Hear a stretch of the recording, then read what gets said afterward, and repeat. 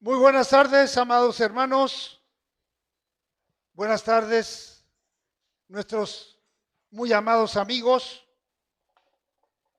que hoy ya están listos, que hoy ya están preparados para que sigamos con esta hermosísima serie de estudio bíblico, sistemático, de discipulado,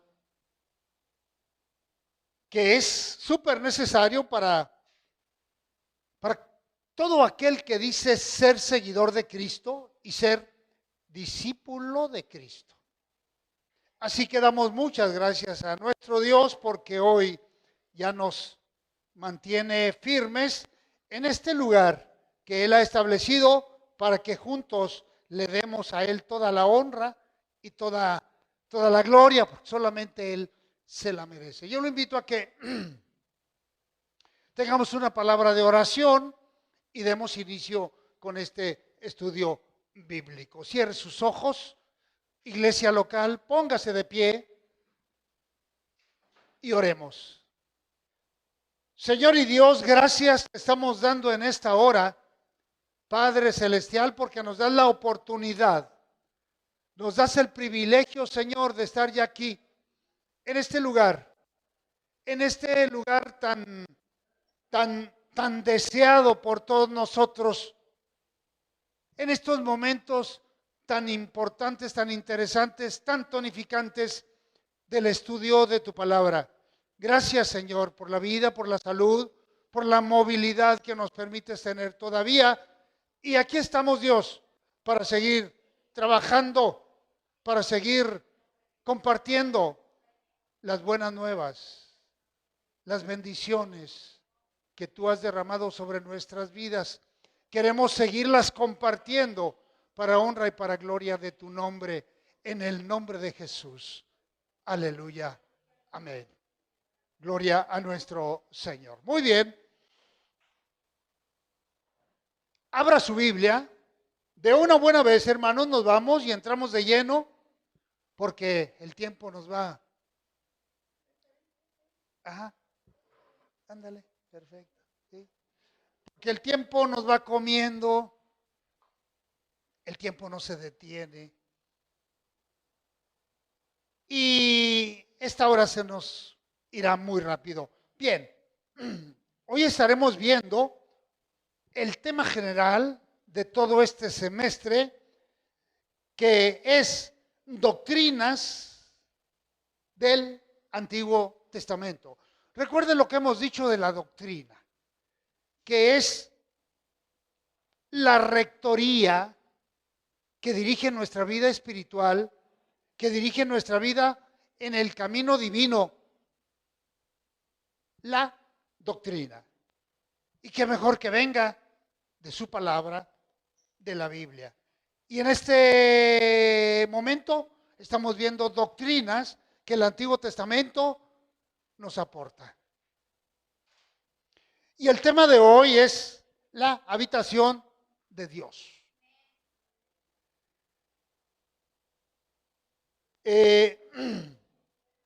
Y nuestra base bíblica, ahora sí lo invito a que la busque, es en Éxodo 25, 8 y 9.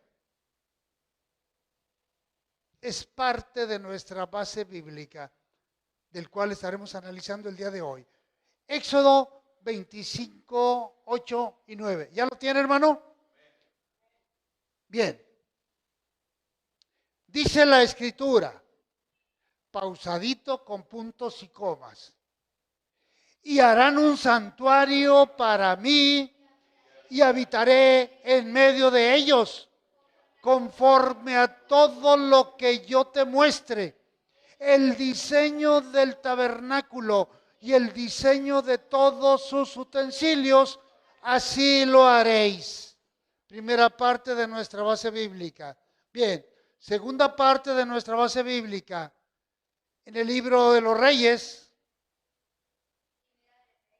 Primera de Reyes.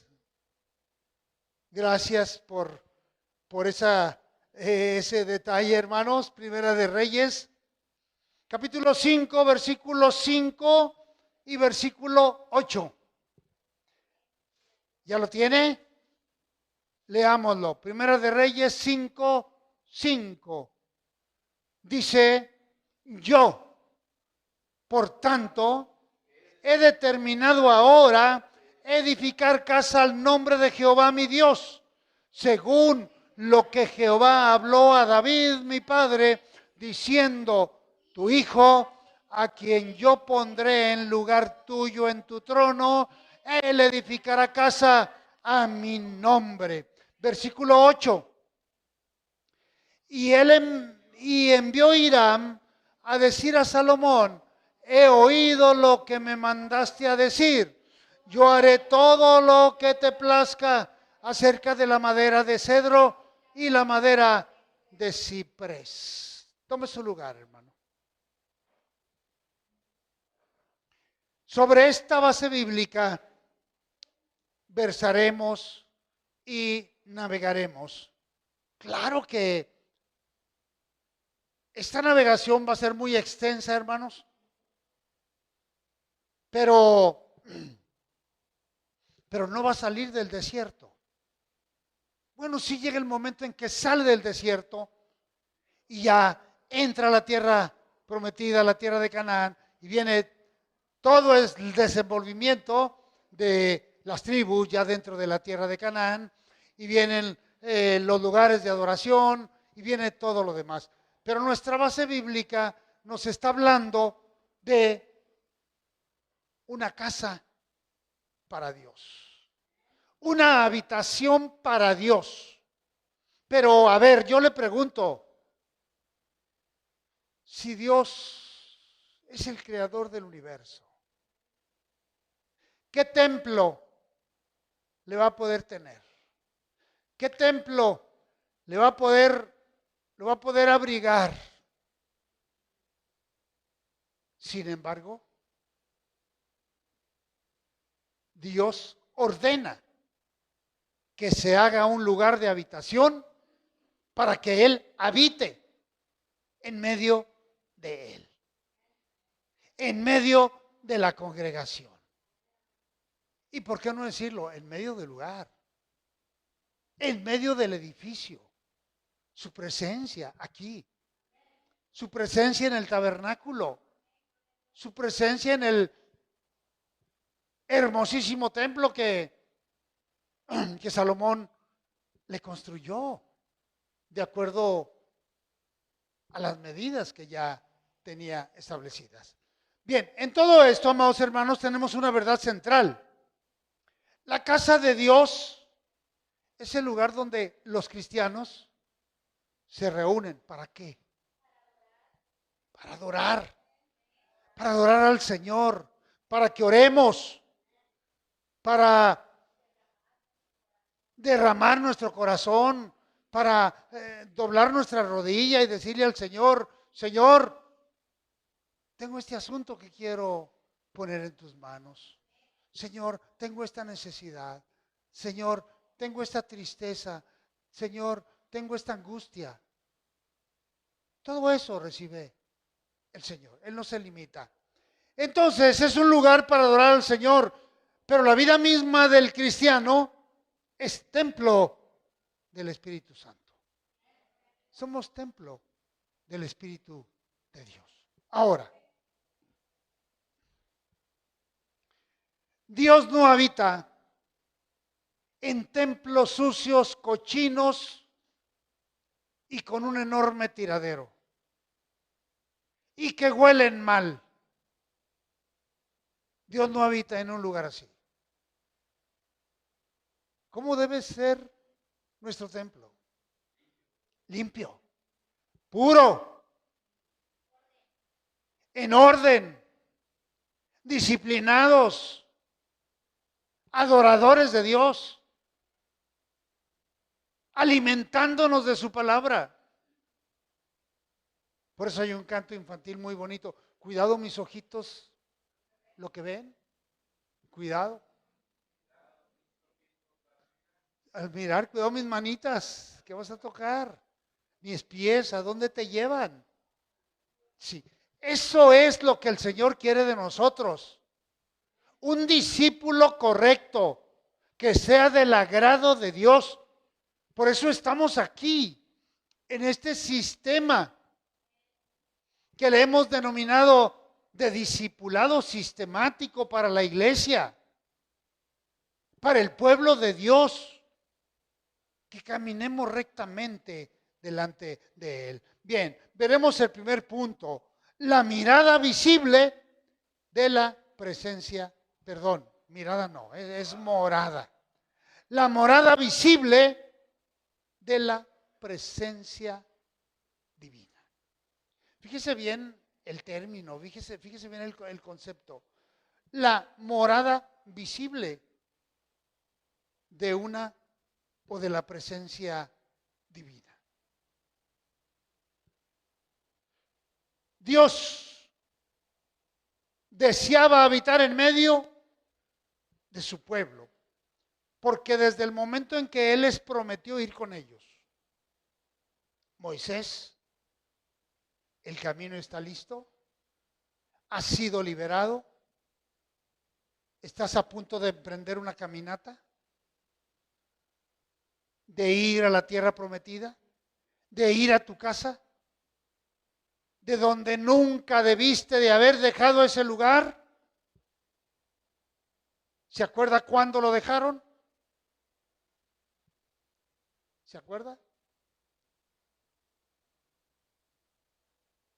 ¿Cuándo dejaron los hijos de Jacob ese lugar? Con la hambruna. Que primero fueron a Egipto, vieron que había alimento y regresaron. Y luego se programaron para irse todos y dejar el lugar vacío. Y dejar la casa vacía para que los cananeos se posicionaran de ella. Sí. Y ahora, después de 430 años, regresaban. Pero obvio, no los que salieron, sino todos. Nuevecitos, todos. Pero así estaba programado por Dios. Y así se lo manifestó a Moisés. El siervo de Dios recibió pues las instrucciones que regirían la vida de Israel. Ya Dios estaba soltando instrucciones para el pueblo de Israel. El diseño del tabernáculo fue definido y se le ordenó a Moisés. Vea usted Éxodo 25, versículo 9. Conforme a todo lo que yo te muestre, el diseño del tabernáculo y el diseño de todos sus utensilios, así lo vas a hacer. Dios era muy preciso en todo. Y así lo hicieron. Y afortunadamente, había todos los recursos habidos y por haber y necesarios para poder configurar la casa de Dios, el tabernáculo. Primeramente había mucha buena mano de obra. Y en segundo lugar había mucho recurso material. Que todo lo que el Señor pidió, todo había dentro de esas 12 tribus. Iban bien habituallados, hermanos. Si entendemos ese término, habituallado.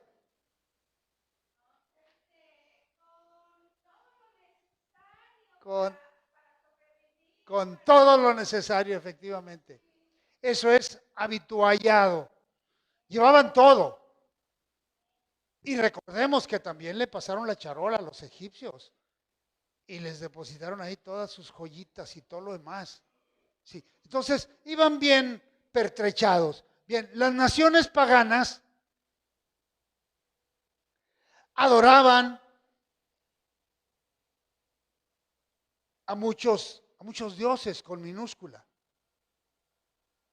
Estaban plagados de dioses en diferentes santuarios. En sus rituales había consumo de sangre, sacrificios humanos y había mucha prostitución. En los rituales que las naciones paganas estaban haciendo ahí en Canaán.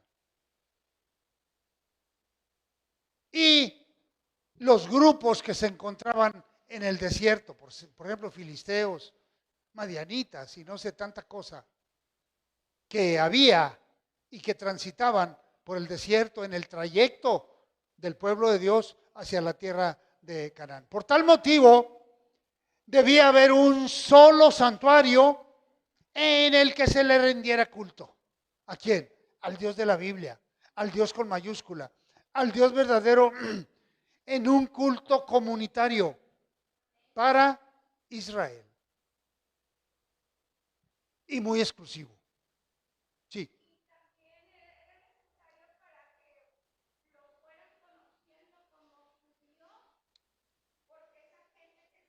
Sí.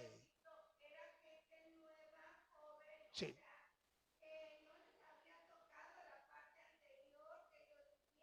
Exacto.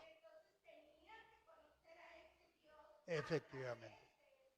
Efectivamente. Sí, traían un enorme desconocimiento de lo que es la adoración a Dios. Por eso aquí Dios dijo, vamos a empezar con esto, para que me conozcan, ¿sí? Para que me adoren en este preciso lugar. Es muy importante porque venían en cero, no conocían absolutamente nada de Dios. Pero pues iban a tener más de 40 años para que lo conocieran y en un terreno desértico, con muchas pruebas, con muchas necesidades, con muchos conflictos, con muchos problemas. Pero ahí el Señor se iba a manifestar de una manera maravillosa. Bien, el tabernáculo fue un santuario portátil y temporal. Igual que las tiendas en las cuales habitaban estas 12 tribus que iban en esa travesía. Se le llamaba habitación, tenía varios nombres el tabernáculo. Primero tabernáculo, pero también se le llamaba habitación, también se le llamaba lugar de reunión, tabernáculo de Jehová, también se le llamaba santuario. Para construirlo, Moisés convocó al pueblo para que voluntariamente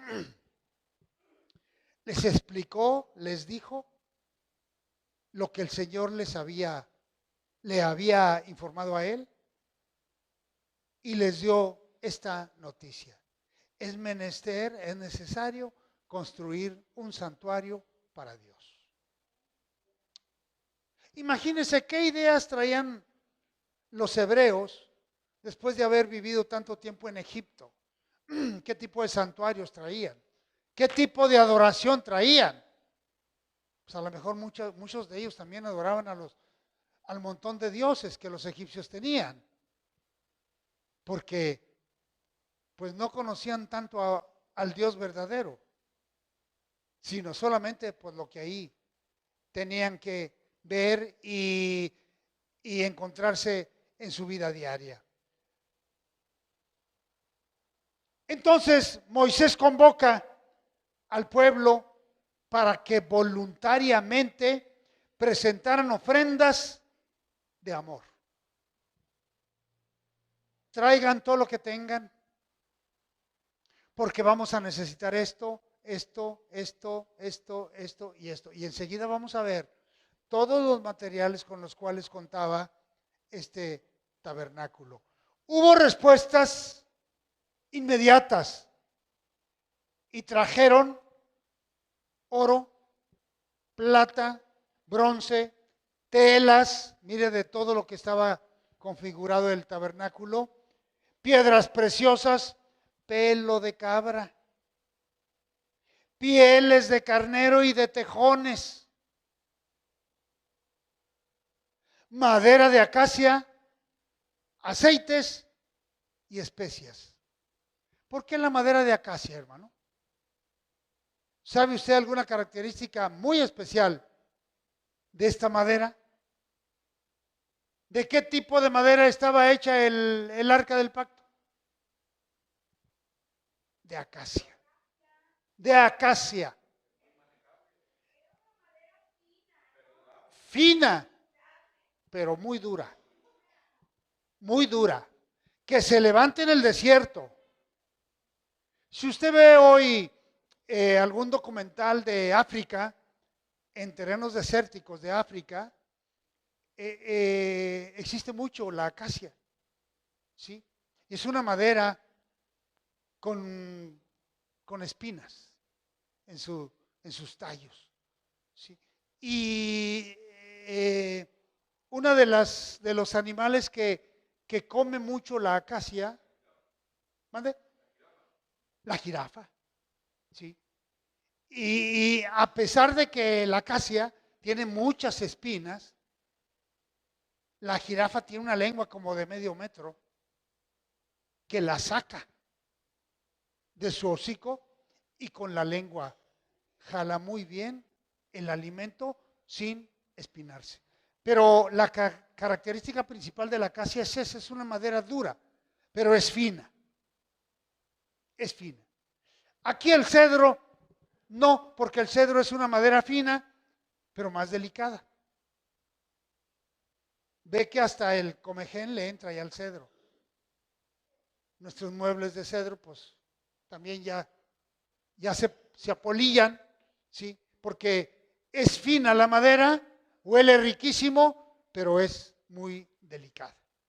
Bien, entonces todo eso llevaba el tabernáculo, pero sobresale la madera de acacia. El pueblo vio abundantemente que Moisés tuvo que decirles, hey, párenle, ya, es demasiado con esto. Yo creo que con esto podemos hacer hasta 2 tabernáculos o más. Uno de lunes a viernes y otro para sábado y domingo, ¿no? Entonces tenían mucha abundancia en cuanto a materiales para la construcción del tabernáculo. Además de las ofrendas, fue necesario contar con mano de obra, lo que decíamos, ¿sí? Y aquí sobresalen 2 nombres: expertos, orfebres, artesanos, trabajando de una manera muy profesional el oro, la plata y cualquier metal. Bezalel y Aholiab. Aholiab, sí, son hombres llenos del Espíritu de Dios, capacitados en todo arte para proyectar diseños hermosísimos. Sí, hermano.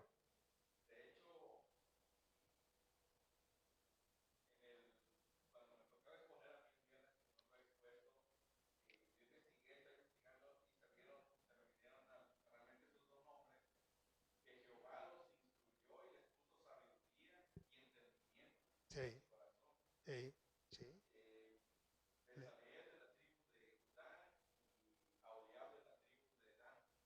Dan. Sí, sí,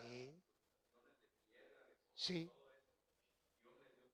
sí, cierto, cierto. Cuando Dios otorga sabiduría, hermano, ¿qué dice Santiago? ¿Se acuerdan lo que dice Santiago? Si a alguien tiene falta de sabiduría, pídaselo a Dios. Pero Dios habilitó aquí a estas personas profesionales para hacer todo esto. Sí, de una manera, pues, ungidos por Dios. Imagínense, la mano de Dios a través de ellos, en todo lo que los otorgó. También hubo este tipo de hombres y mujeres sabios que colaboraron en la obra. No solamente ellos, sino más, pero que pues no se dan tanto nombre. El objetivo del santuario terrenal era para que el Señor tuviera un lugar donde habitar. Donde habitar.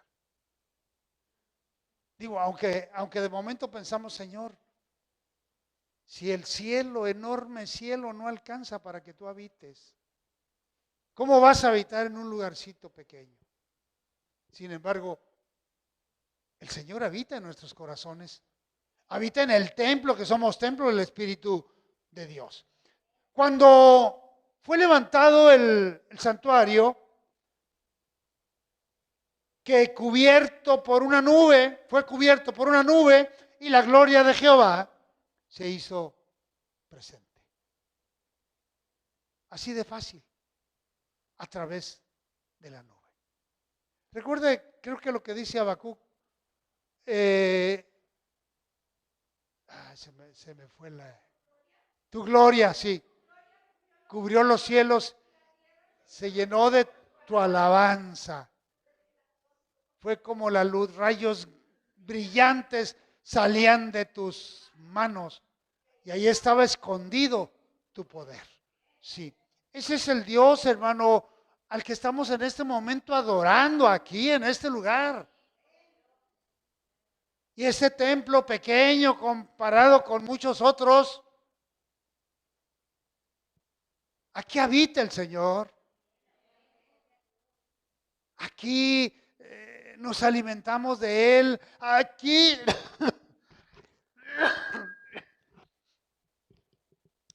Él nos habla. Aquí Él nos consuela. Aquí Él nos enjuga nuestras lágrimas. Aquí el Señor nos habilita de todo. El lugar que Él ha decidido y designado para que le adoremos.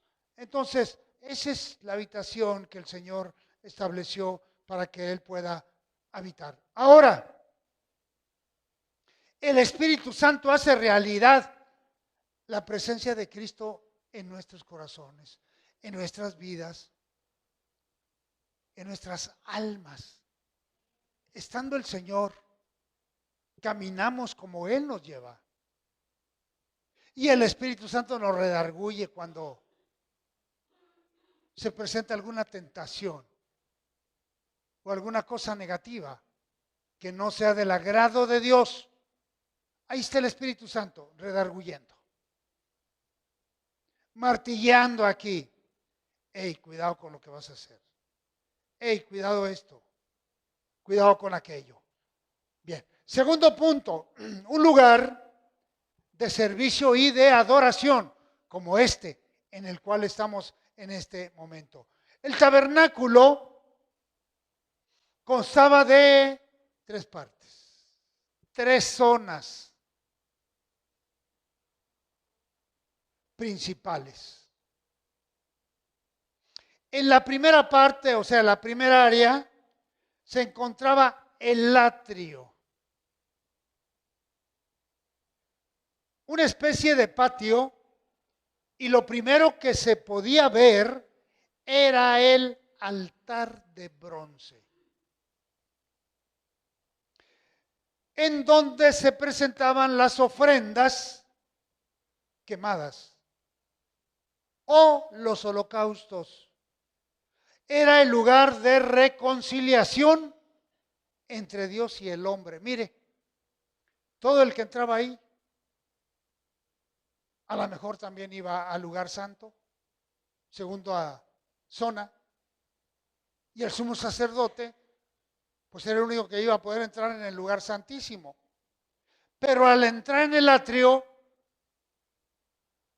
el altar de bronce era para purificarse y para reconciliarse con Dios. Antes de seguir avanzando en ese tabernáculo.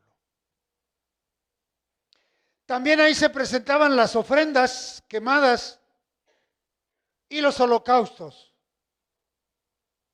El lugar para reconciliar al hombre con Dios. También estaba la fuente de bronce.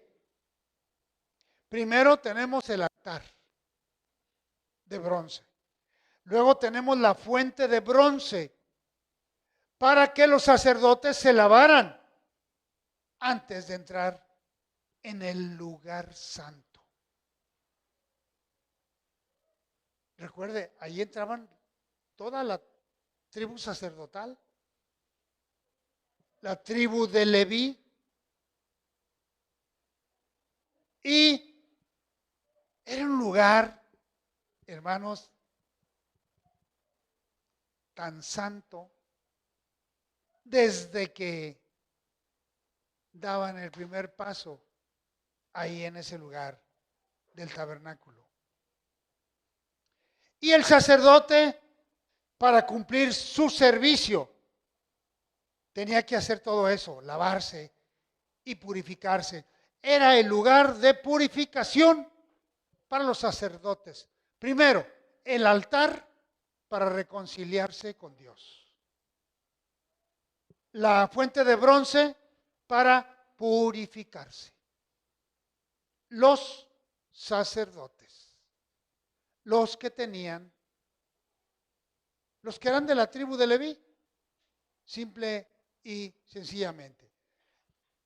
Estamos viendo la primera parte del tabernáculo. La segunda parte estaba el lugar santo, acceso solo permitido a los sacerdotes. Aquí estaba el candelero de oro. ¿Cuál era su función? Era iluminar el lugar.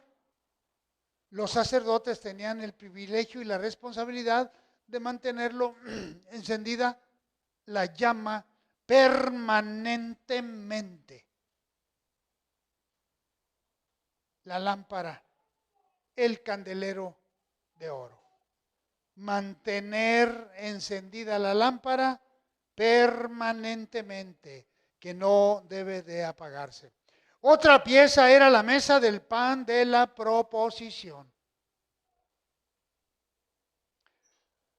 Aquí, Aarón y sus hijos, es decir, solamente los sacerdotes, colocaban 12 tortas de pan hechas de flor de harina, representando las 12 tribus.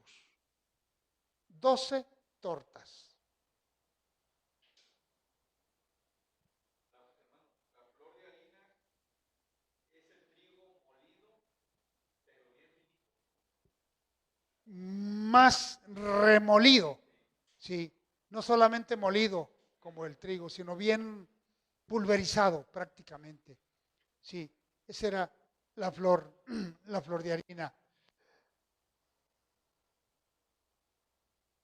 Entonces, estas 12 tortas representaban a las 12 tribus de Israel.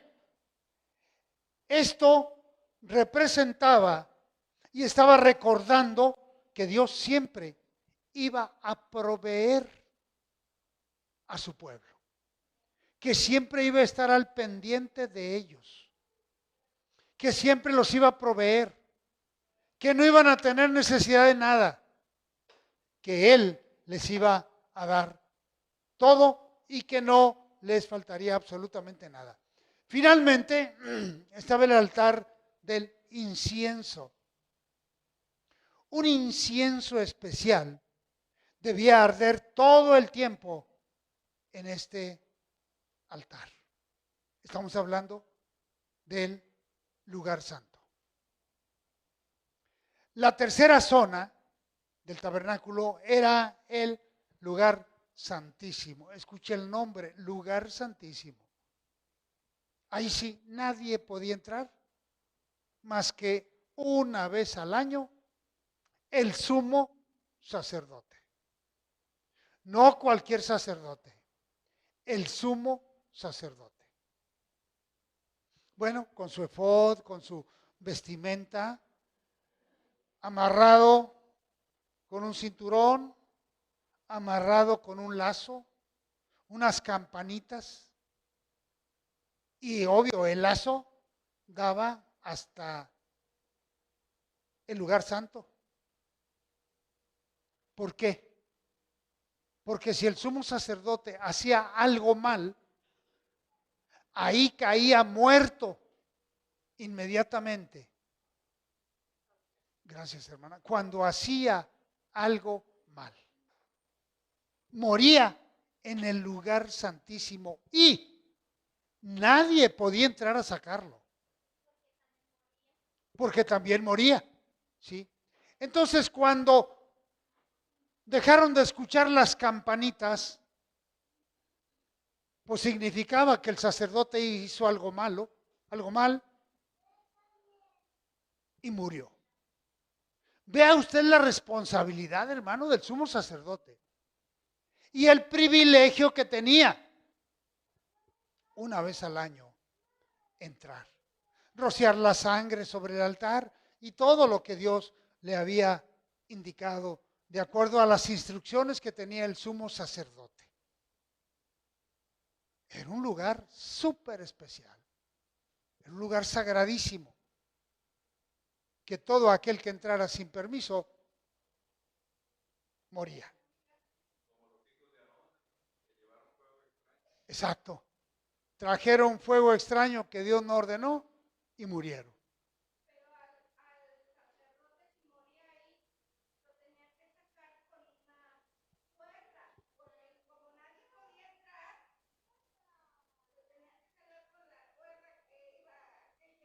Así es. Sí, sí, sí, sí. Ahora, iba a haber muchos problemas para sacarlo, para jalarlo. Por- no, no, creo que no tenemos ningún caso de ningún sacerdote que haya muerto por haber hecho algo mal, algo erróneo. Sí, no tenemos un registro bíblico. Entonces, era un lugar súper exclusivo, dedicado a Dios de manera exclusiva. Este era el lugar santísimo, el cual un grueso velo lo separaba del lugar santo. Esta área estaba dedicada a Dios de manera exclusiva. Ahí entraba el sumo sacerdote para rociar la sangre de la expiación una vez al año, para el perdón de los pecados, efectivamente. Sí. Ahí se encontraba el arca del pacto, la que estaba hecha con madera de acacia, símbolo de la presencia divina. ¿Y qué contenía el arca, hermanos? Punto número 1, las tablas de piedra con los 10 mandamientos. No fueron las primeras, no fueron las que fueron escritas con el dedo de Dios, fueron las segundas, escritas por Moisés en una piedra. Sí, hay, la primera, exacto, de piedra, una tablet de piedra. Bien, entonces ahí estaban las tablas de piedra con los 10 mandamientos, también una vasija con el maná, recordándole la alimentación en el desierto. Entonces, tablas de piedra, los 10 mandamientos y una vasija con el maná. Y la tercera parte que había ahí, la vara de Aarón, confirmando su elección como sumo sacerdote. Es la misma vara que se tragó a las serpientes, ¿no? La vara de Aarón. Ajá, exactamente. Ah, pero a ver, aquí yo creo que estoy confundido. ¿Cuál fue la vara que se tragó las serpientes? ¿La de Aarón o la de Moisés? La de Moisés. Fue la de Moisés.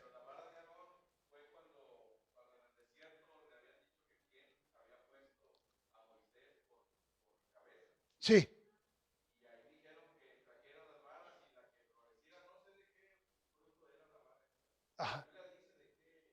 Ajá. La vara que floreciera. Por cabeza, cierto. Claro, claro. Ah, sí. Ok, perfecto. Miren nada más, no me acordaba yo de esto en algún momento. Sí, tenía la imagen, pero en este momento no me acordaba. Bien, la vara de Aarón, pues, confirmando su elección como el sumo sacerdote. Qué importante es todo esto, hermanos, y qué personajazos utilizó Dios para llevar hasta la tierra de Canaán a su pueblo. Ningún hombre podía presentar su propio sacrificio. Tenía que tener frente a él a un sacerdote e implorar el favor de Dios a favor de cualquier israelita. Pero nadie podía hacerlo a título personal. Tenía que intervenir un sacerdote para poder interceder ante Dios. Esto es muy importante. Hoy en día, ¿tenemos necesidad de un sacerdote? No.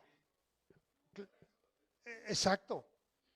Pero no tenemos necesidad de ningún sacerdote terrenal. Definitivamente. Tenemos a nuestro sumo sacerdote.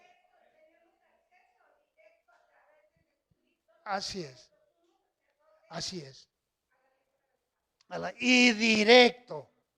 Sin ningún intermediario. Directito. Jesucristo. ¡Sas! Y mire la necesidad que tenían en aquel tiempo. Hoy damos gracias a Dios porque el velo del templo se rompió de piso a techo en dos partes y quedó libre el acceso a la presencia de Dios. No tenemos ninguna necesidad de acudir cada viernes al cura. Acúsome, padrecito, que yo hice esto y aquello y aquello y aquello. Bueno, vas a rezar 10 Aves Marías, 4 Padres Nuestros y te vas a arrastrar 3 kilómetros a la Basílica de Guadalupe. Sí. Vas a estar 3 horas en el cementerio, de 12 a 3 de la mañana, y con eso tus pecados son absueltos. Ya no hay necesidad, amados hermanos, de nada de eso.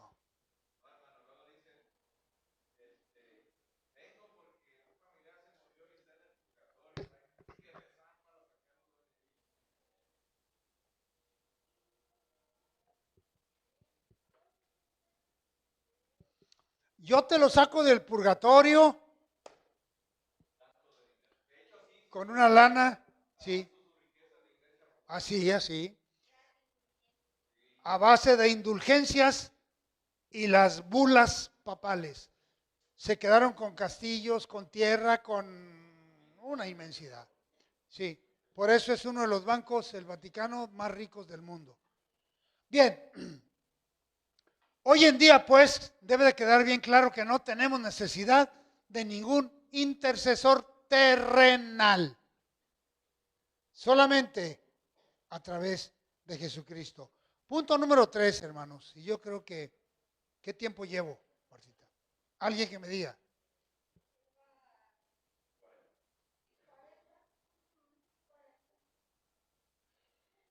Muy bien. Punto número 3, una casa de oración. Después de entrar a la tierra prometida, los israelitas conservaron la estructura del tabernáculo. Cuando llegaron a la tierra prometida, se quedaron con el tabernáculo, con toda la estructura. Ahora, ¿se imagina usted? Porque tenían que cargar todo eso. Así me lo imagino en carretas. ¿Cuántas toneladas de peso llevaban en el tabernáculo de reunión? Pesadísimas. Yo calculo, hermanos, bueno, no hay una información bíblica al respecto, pero yo calculo que llevaban como, ¿cuántos? No, hermano, no. Yo calculo que llevaban como 50 toneladas de peso en todo. Sí, porque era bastante grande. Bueno, tres zonas. Ahora, el piso no era el desierto. El piso era de madera y sí, de la mejor madera.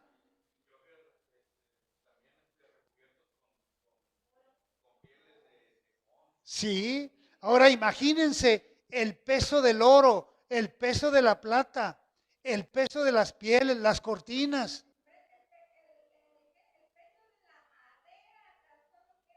de la madera. Yo calculo unos 50 toneladas. Entonces, ¿qué tenían que llevar? Pues prácticamente el día de hoy, 2 trailers de 30 toneladas cada uno, cada caja. Es la capacidad que tiene cada tráiler de 15 metros de distancia cada caja, con capacidad para 30 toneladas. En puras carretas, sí. 50 toneladas en puras carretas. Bueno, se quedaron con el tabernáculo. Era una chulada, hermanos.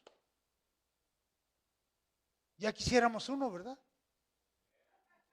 Para comprar un terrenito y ahí tener nuestro tabernáculo, ¿no? Sí. Y levantando en diversos lugares puntos de adoración. Hasta que David decidió trasladarlo a Jerusalén. Y en toda esta sacapela y en todo este proceso de vida de las tribus, ya ve que pues intervienen los filisteos, pleitos de los filisteos con los hebreos, y se llevan el arca del pacto.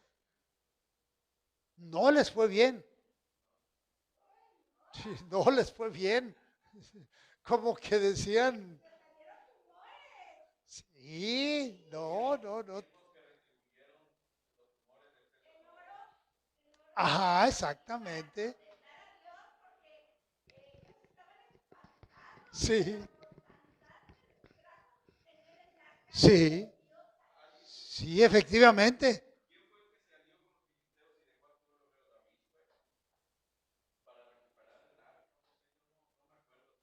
Hubo una estrategia de David para poder recuperar. Y finalmente, bueno, pues la recuperaron, ¿no?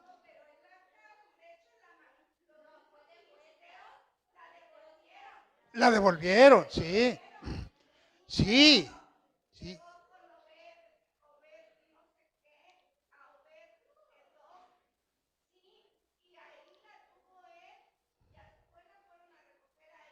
sí, sí, así es. ¿Se dan cuenta la gran bendición que recibió Obed? Tener en su casa el arca del pacto, hermanos. Prosperó bastante, sí. ¿Qué momentos, qué puntos tan importantes nos revela la palabra en este tipo de estudios? Sí, tener el arca del pacto, tener a Dios mismo ahí, hombre. Sí, definitivamente. Bien. Entonces, años más tarde, es cuando Salomón edifica el santuario para Jehová. ¿Recuerda usted cuántos años duró la construcción del templo? 7 años, efectivamente, hermano. 7 años duró Salomón construyendo el templo, también con materiales de todos tipos y calibres. Ya ve que la reina de Saba, sí, ¿verdad? Fue la reina de Saba que le... Del Líbano, sí. Pues todo el cedro del Líbano, sí, llegó ahí. Entonces, durante 7 años de tiempo de construcción, ahora, el diseño siguió ciertos lineamientos del templo, del tabernáculo. Pero el mobiliario ya no fue exactamente el mismo y sus dimensiones también fueron diferentes. Sin embargo, pues fue un hermosísimo templo el que Salomón pudo edificar para el Señor.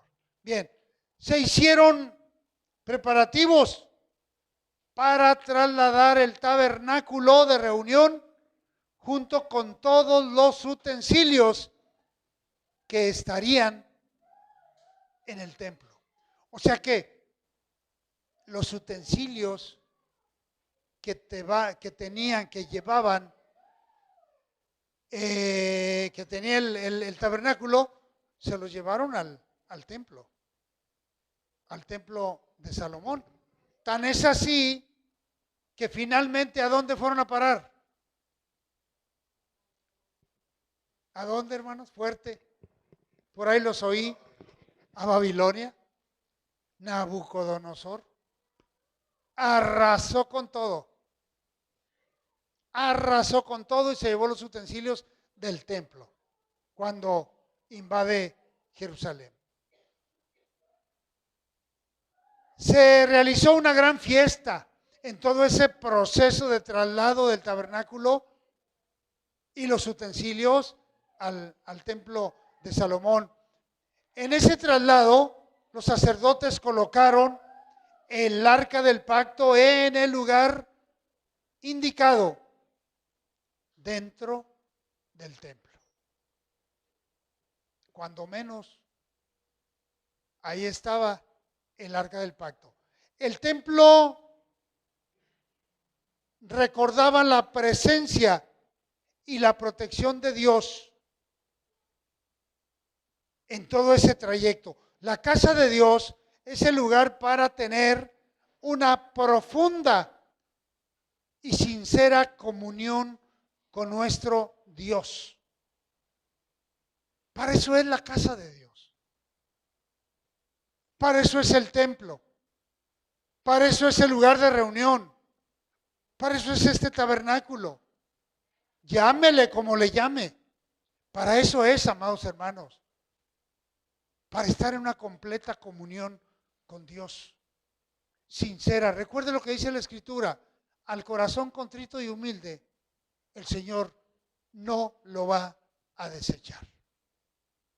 El Señor lo va a recibir. Porque el Señor escudriña nuestros corazones. Los escanea. Y sabe en qué condiciones venimos. Y sabe la situación que estamos atravesando. Y sabe las cargas que traemos. Por eso dice, vengan a mí todos los que estén trabajados y cargados. Yo los haré descansar. Pero pues aún así mucha gente no lo ha entendido. Y no solamente de las iglesias, no lo entienden, que este lugar es un lugar de refugio, de recreación espiritual, de fortaleza. Pero obvio, hay muchos que llegan con cargas y salen igual. ¿Por qué? Porque no han entendido el propósito que Dios tiene en este lugar para seguir adorando, para seguir buscando al Señor, buscando su dirección y diciéndole al Señor, Señor, manténme firme en el camino en el cual tú me has puesto. Manténme firme, Señor, en el camino que me has señalado. Si estamos convencidos, si hay una plena convicción de que Cristo es el redentor de mi alma, de que me ha rescatado, de que me ha dado una vida nueva. Y estamos seguros, pues ¿cuál es la duda o cuál es la incertidumbre de seguir en tinieblas, de seguir sufriendo, de seguir muriéndonos de sed, navegando en aguas dulces? Mucha gente lamentablemente se está muriendo de sed y está navegando en agua dulce. De solamente tirar la cubeta y saciar su sed. Ese es el camino del Señor. Ese es el camino del cristiano, navegando en agua dulce, siendo saciado todo el tiempo por el poder de Dios y por el amor tan grande que Dios tiene para con nosotros. Entonces, el templo recordaba la presencia divina en todo el proceso, en todo el traslado del pueblo de Dios a la tierra prometida. Vea usted lo que dice Isaías 56:7. Abra su Biblia. Isaías 56:7. Dice así: yo los llevaré a mi santo monte y los recrearé en mi casa de oración. Sus holocaustos y sus sacrificios serán aceptos sobre mi altar, porque mi casa será llamada, ¿cómo, hermanos? Casa de oración. Entonces el Señor a través de Isaías nos dice que Él nos llevará hasta su santo monte y su casa será llamada casa de oración. Para todos los pueblos.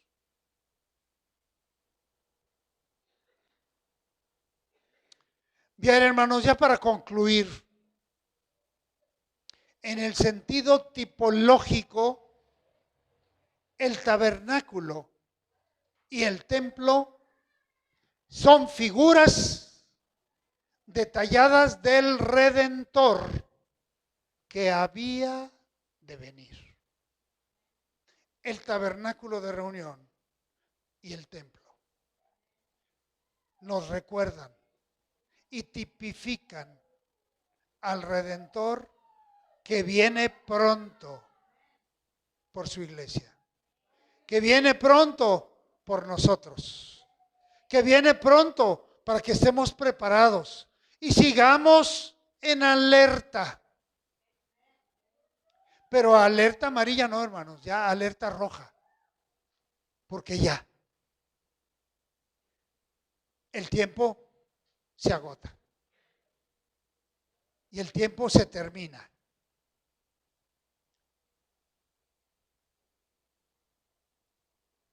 Y en quien se manifestaría la gloria del Dios eterno, en Jesucristo mismo.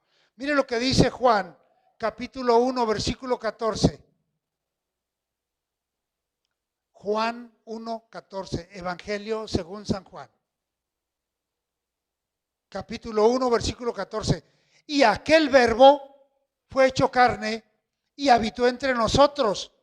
Y vimos su gloria, gloria como del unigénito del Padre, lleno de gracia y de verdad. Los israelitas tenían el acceso limitado al lugar santísimo. Nosotros lo tenemos libre. ¿Quién lo vino a abrir, hermanos? Cristo.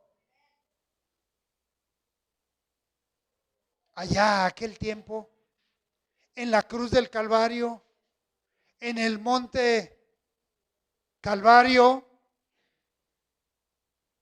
a la hora, ¿recuerda usted a qué hora? Novena. ¿Cuál es la hora novena? 3 de la tarde. ¿De dónde empezamos a contar?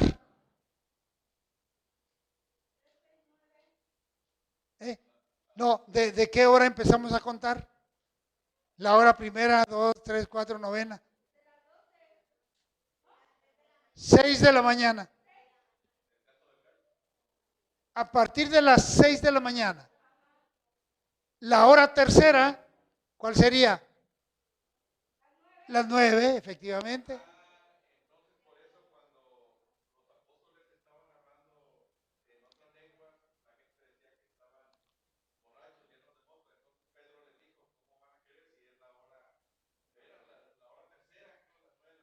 Las 9 de la mañana.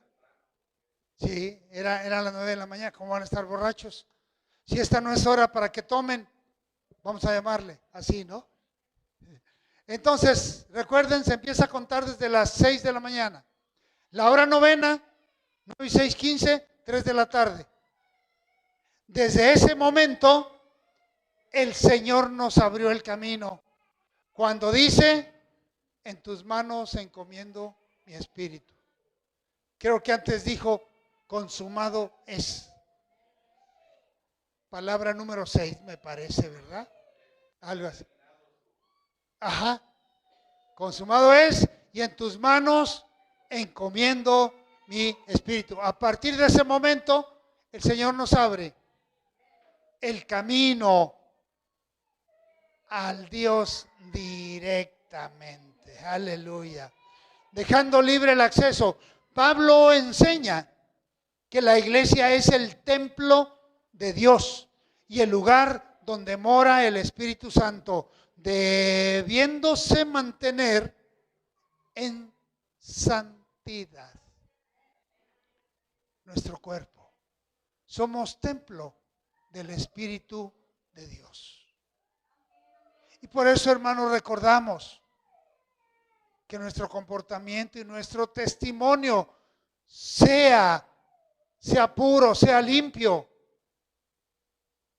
que agrademos a Dios con nuestras actitudes, con nuestro caminar y con el testimonio que no solamente dentro de la iglesia demos, sino fuera de la iglesia, porque allá es donde impacta el testimonio, allá es donde nos convertimos en verdaderos evangelistas o en piedra de tropiezo para muchos.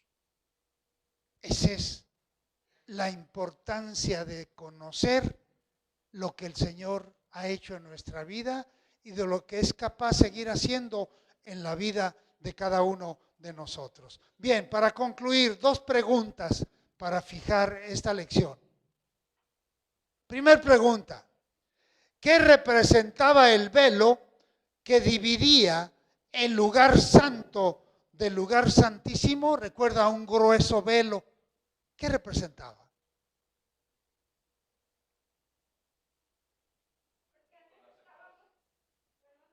¿Mande?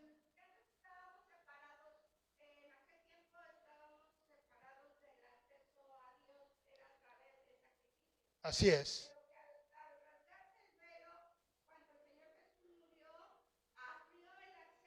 Así es.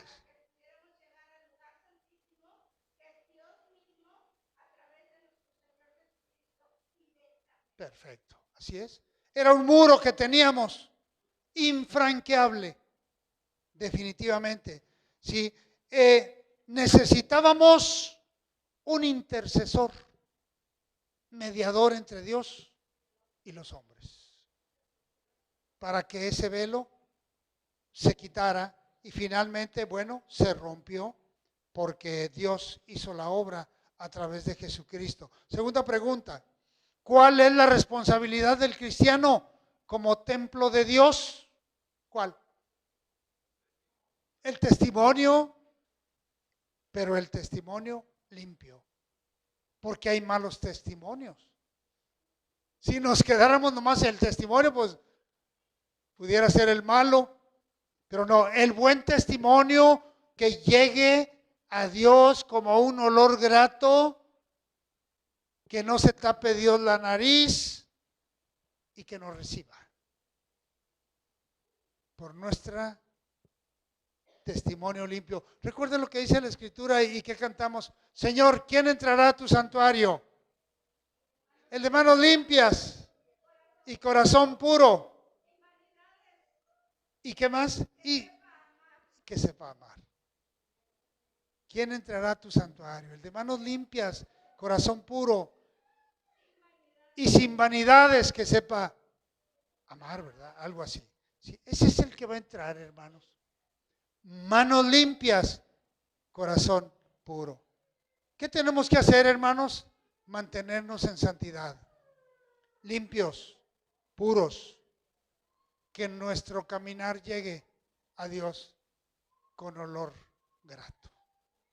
Así es. Muy bien, póngase de pie, concluimos este estudio y tengamos una palabra de oración para despedir la transmisión. Póngase de pie, oremos.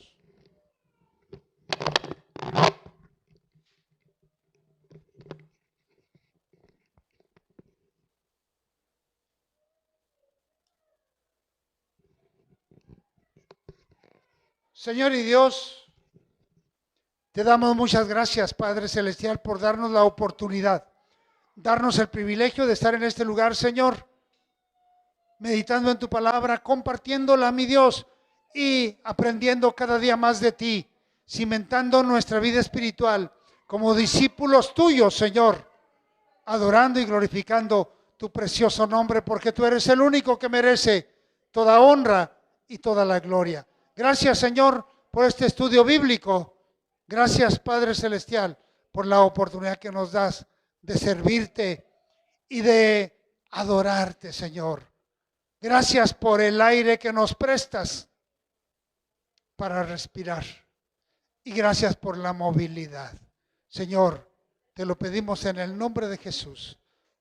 En el nombre de Jesús, despídenos en paz de esta transmisión, mas no de tu presencia. Gracias, Señor, en el nombre de Jesús. Aleluya. Amén. Gloria al Señor. Bien, hermanos, la Iglesia Árboles Junto al Río tuvo a bien compartir con ustedes esta enseñanza bíblica. La iglesia está ubicada en la calle Naranjo número 511, esquina calle Roble de la colonia Chapultepec, en Poza Rica, Veracruz, México. Los invitamos a que nos sigan acompañando. Los pastores Heraclio Díaz y Marta Vincent, les mandamos un muy caluroso saludo y un fuerte abrazo. Que Dios les bendiga. Estamos despedidos.